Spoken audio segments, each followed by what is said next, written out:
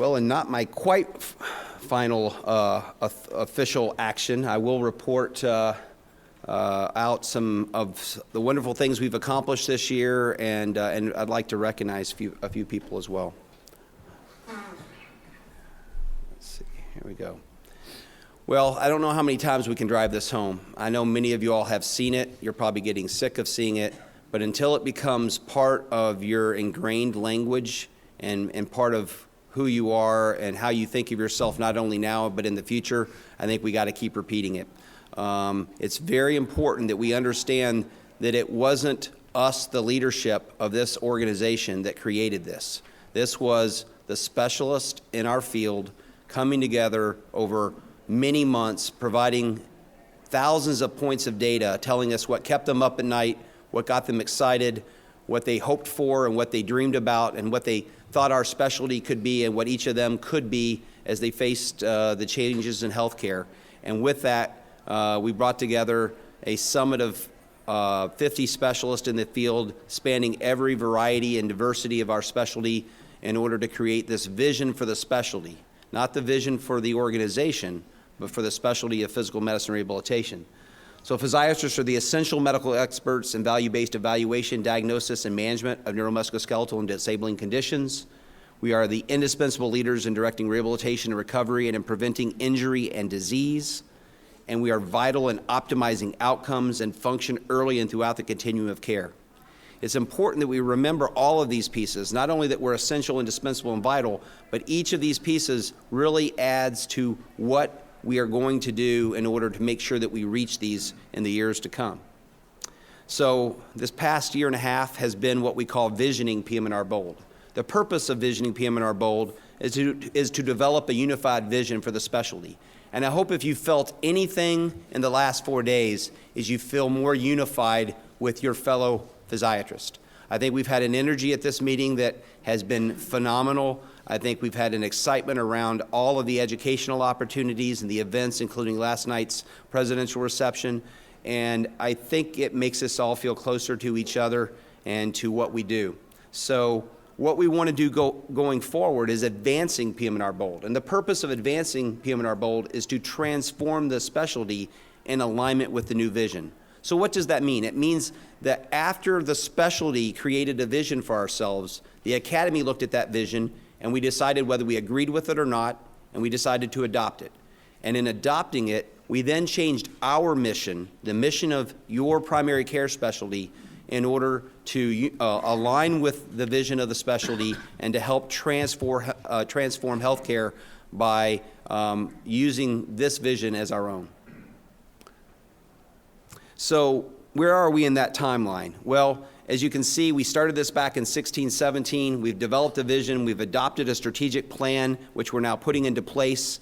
We're working on practice areas. So what you've seen over the last few weeks and months are think tanks, particularly in the areas of musculoskeletal medicine and post-acute care. This afternoon at 2, those involved in post-acute care should go to that learning collaborative. What's a learning collaborative? Well, you create the structure, you create what you think might be the future vision for the areas of musculoskeletal and acute post-acute care, and the learning collaborative is where the experts come in and put meat on those bones. They say, well, yeah, but where I practice, this is what's going on. I see an opportunity for us to do this here. Why don't we think about changing the way we think and do it this way? And all of those ideas coming together and interacting and collaborating help us to really create a special vision for the areas of musculoskeletal and post-acute care. Going forward, however, we have think tanks in other areas. We've already done 2, one in cancer rehabilitation, one in pediatric rehab. We're going to be doing one in pain management. There's going to be others coming down the pike, and we're excited about that because this is a bottom-up grassroots effort. So, PM&R has had the unprecedented opportunity to influence changes in healthcare that align with the specialty's core values. We believe in team leadership. We believe in patient-centered care. We are holistic in our approach. These are important things that not only unite us, but that make us unique and special among healthcare providers. And those are going to be important things in the future of healthcare. So our work can influence healthcare to have greater appreciation for what we do in our practices, which is to improve the outcomes, especially that of function. So yes, there will be changes in the way we practice, and we know that as we move from a fee-based service to a value-based service, and as we move into accountable care organizations and alternative payment models, this is what we need to be leading. We need to be proactive. We don't need to be reactive. We need to make sure that we're involved and at the table of the discussions and the decisions that will be made. Why now? Well, healthcare environment is changing rapidly. We don't have to tell any of you all that. But we know that the window to do this is short. So if there's another message you've heard, it's we need things to start now. We've actually been starting them for years, but you're hearing more and more about them as we start to formalize and kind of figure out what this really looks like. And we need everybody to jump on board. Population health is being defined now, and I think there's no better specialty to be able to provide value and reduce cost and improve outcomes and prevent, not only recover people with disabling conditions. So we need to be involved in population health. We are the experts in exercise prescription and in wellness. We need to do that. If we don't define ourselves, somebody else is going to. And if we don't make sure we're included, somebody might cut us out. So we need to be assertive and we need to be bold. Why? Because together we're going to be stronger, right? You have to take this message home. We all have to work together within our own hospitals, within our own communities, and certainly within our national organization.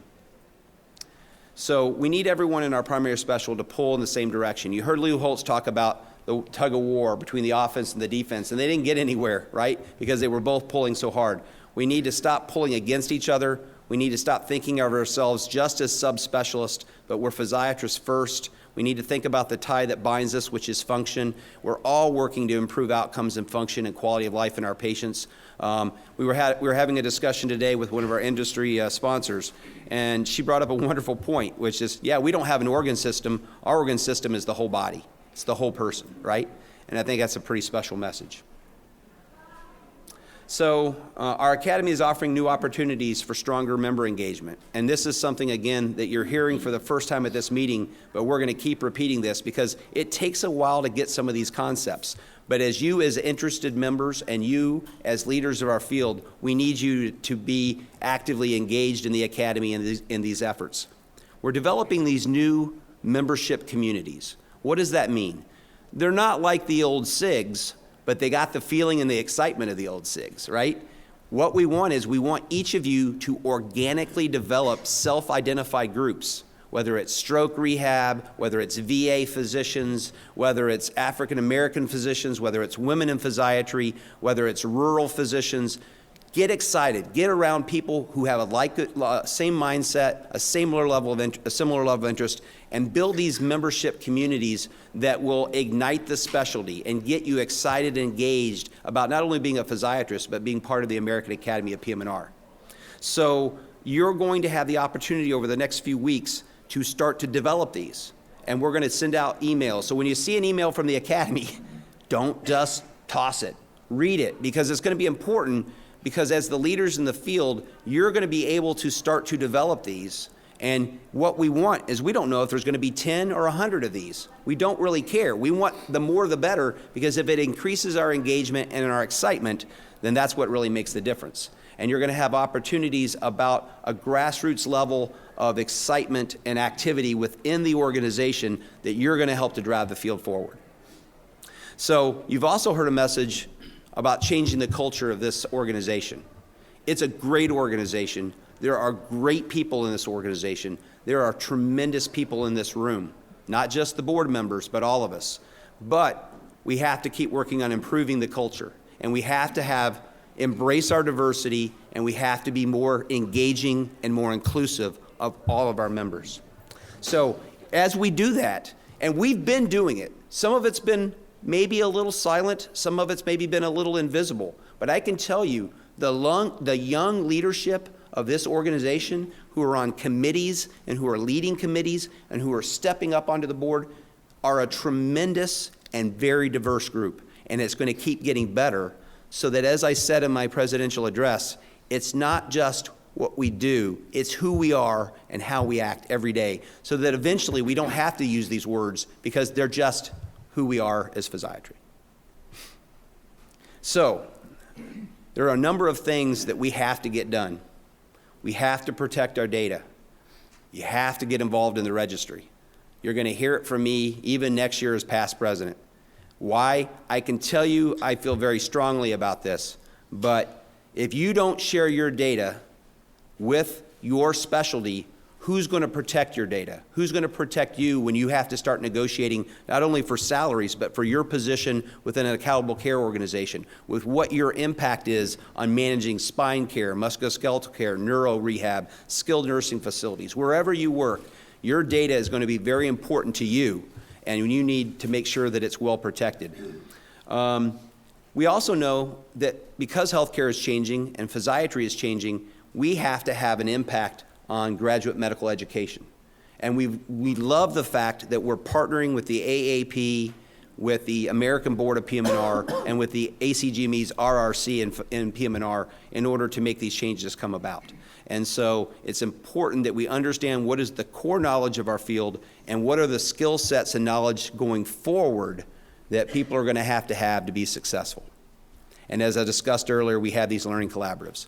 Grab a friend who has a similar interest in post-acute care this afternoon and run to that learning collaborative. You will spend no better 3 hours at this meeting than you will in this afternoon.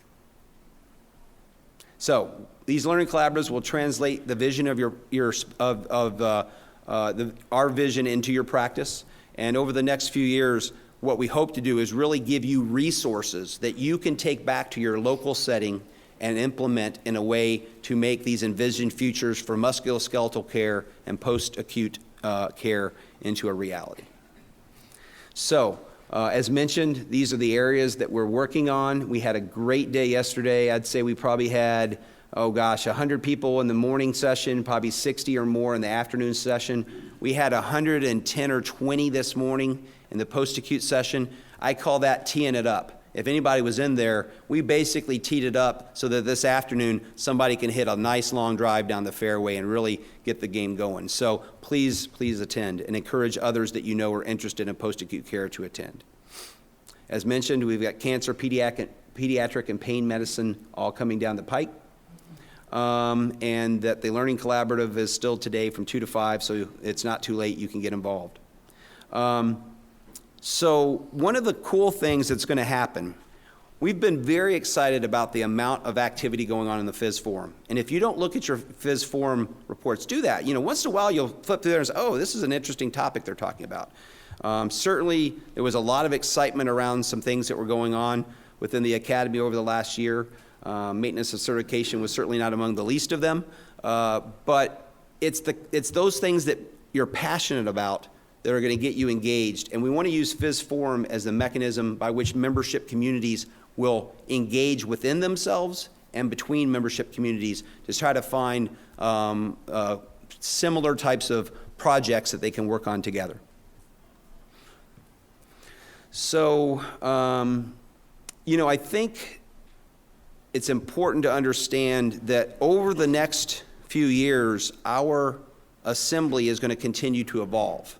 I won't say it will dramatically change, but you've already seen in the last 2 years that the Learning Center has brought a lot more excitement and activity to the Learning Pavilion, to the exhibit hall. Our exhibitors are really happy because not only did lunch show up in there and you all showed up in there, but a lot more engagement. And if any of you all think that we can pull off these 4 or 5 days without industry support, you're mistaken. It's a very expensive endeavor, and we need them. And in order to have them continue to support this meeting, we need to have you all going to those booths, engaging with them, and talking with them.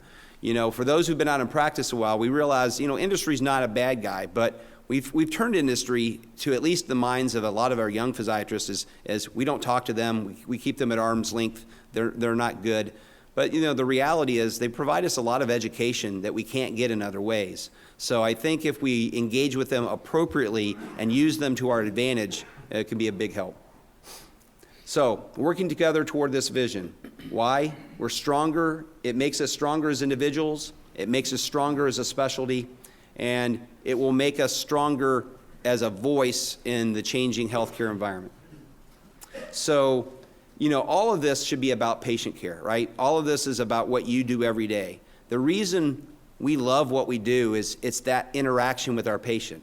It's that relationship that we develop. It's that change in function and outcome. It's the smile we put on somebody's face and the tear we share sometimes when they're going through a difficult transition. So we need to make sure that all of us are still around, able to do that effectively in the years to come. So the Academy would like to acknowledge and thank the following members for volunteering their time, energy, and to serve as chairs and leaders of these many groups. I want to particularly focus on those who are outgoing because without them, so much of what we do would not be possible. Dr. Michael Saffer, a great man, kind, smart, and really did a great job in leading membership.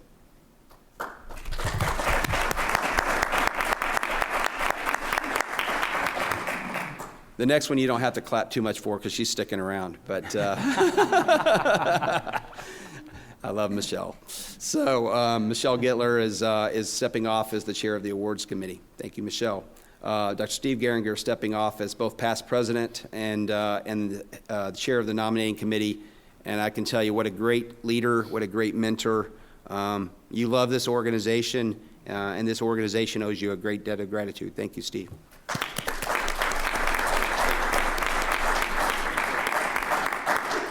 And Michael, are you here? Yeah. Great. Where are you at? I'm at. Oh, there you are. No. Lupinacci. Yeah, I know. Yeah. So Dr. Lupinacci stepping off as practice preparedness chair. Thank you so much, Michael. Appreciate all that you've done. From a standpoint of other education committees, Carrie Reed will be stepping off the CME committee. Thank you so much, Carrie, for all your hard work, as well as Andre Panagos, who will be stepping off as a program planning chair. They do a tremendous amount of work behind the scenes to make this happen, so congratulations to them. And then thank you also to the other individuals who've been chairs of various practice, quality practice policy and research.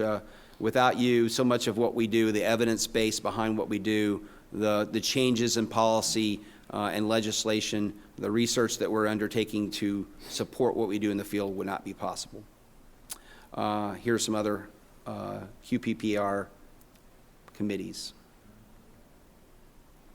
And then I want to recognize our councils. Yes, we'll be sunsetting the councils over the next year, but that doesn't mean that these leaders will go unrecognized or unused. Their ability to lead people within their specialized areas has not gone unrecognized, and I want to make sure that they're not only recognized here, but that we continue to thank them for their work and that we continue to utilize their skill sets going forward.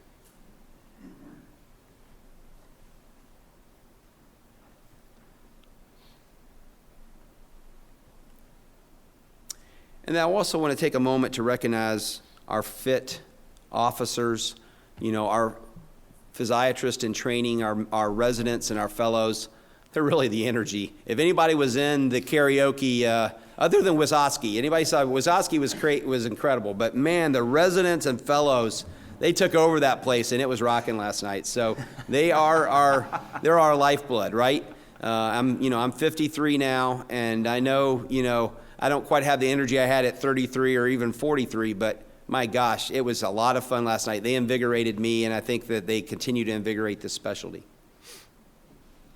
Liaisons that reach out from our FIT groups back into all of the different institutions. Thanks to all of them as they move forward in their careers. And I want to extend an additional appreciation to and acknowledge all of the council and committee members, the journal editors. So many hours of hard work go into that job. The reviewers, the contributors to the PM&R Knowledge Now volunteers, task force, work groups, external representatives and liaisons to other organizations, all of those involved in the academic leadership program, and the fellows who, as I said, are really an amazing, diverse group of people rising up within their own organizations and within this primary care organization, for all your time and energy. It takes hundreds and hundreds of people. I think you heard me say over 600 volunteers for all these activities in order to make all of the things that we do as an organization work. So thank you to all of you. So to finish up, we'll see you in San Antonio, right? And I think we've got some fun things in store. This is a place we've been a few times. Don't lose your excitement, right? We'll find something really cool to do next year. We'll surprise you a little bit. There may even be a mystery presidential reception. We'll see. We're talking about some things. But, Peter is an amazing leader, and he's going to have a great year, and it's going to be a great annual assembly next year. So we'll see you in San Antonio.